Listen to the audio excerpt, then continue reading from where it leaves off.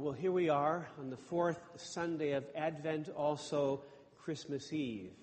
If you think you're not ready for Christmas, imagine Mary's surprise. She didn't even know there was such a thing as Christmas, even though she'd been chosen to play a leading role. Mary is often pictured as reading a book or praying when Gabriel interrupts her. Talk about changing your day, not to mention your life.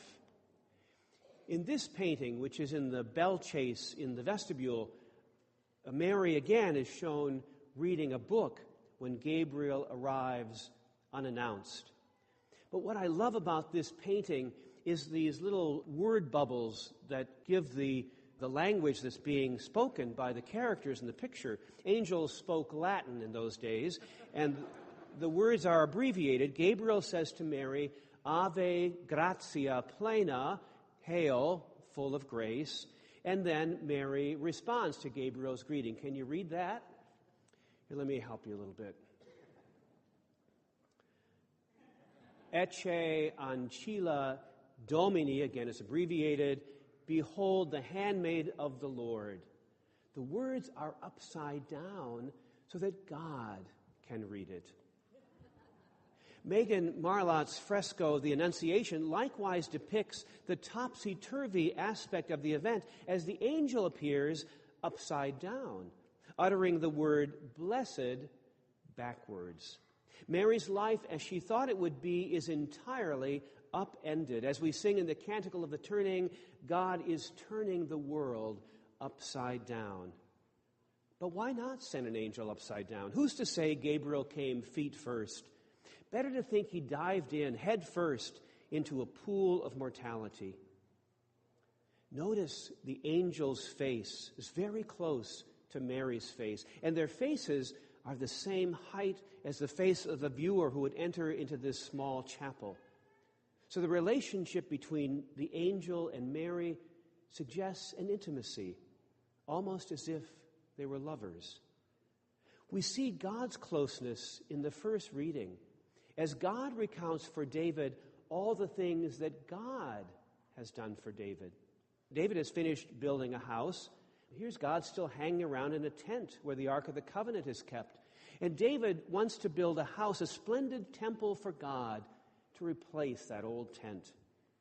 Tents, of course, in those days were made with animal skin. So the Greek word for tent is skene. You can hear the word skin in there. They're made of animal skins. In the Gospel of John that we read on Christmas Day, the Word became flesh, in Latin, Verbum, Caro, Factum est, and dwelt among us. So this Greek word skene in the original Gospel is translated Caro in Latin, so flesh instead of skin. But literally in the Greek, the word means that God has pitched his tent. God has put skin on. So God is on the move, dwelling with God's people and making of us a house. Mary is the unexpected one who will complete God's building campaign. Gabriel tells Mary that the Spirit of God will overshadow her, just as the cherubim overshadowed the Ark of the Covenant. So Mary is the new Ark of the Covenant, making a home for the Holy One in her womb. We too are asked to make a dwelling place for God, to put skin on God, making Christ present and living among us.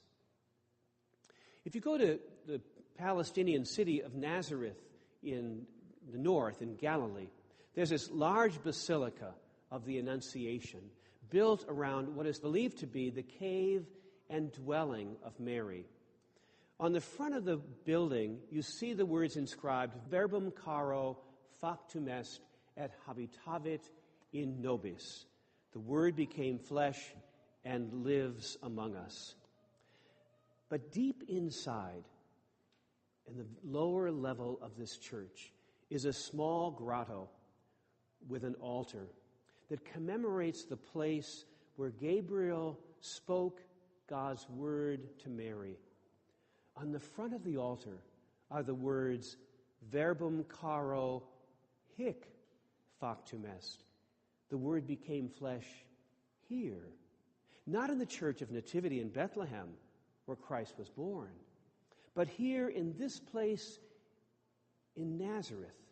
History was changed because Mary said yes. And so here, in this house, God breaks the silence and speaks to us in the word proclaimed. These words are always live, and they have an effect on us, like the gentle snow and the sun.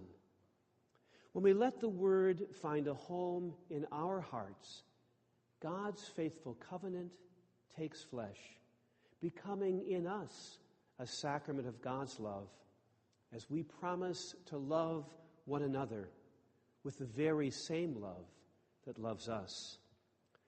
Whenever we do this, we do not have to wait one more day for Christmas, because Christ becomes flesh here whenever we say, I do, to God's word.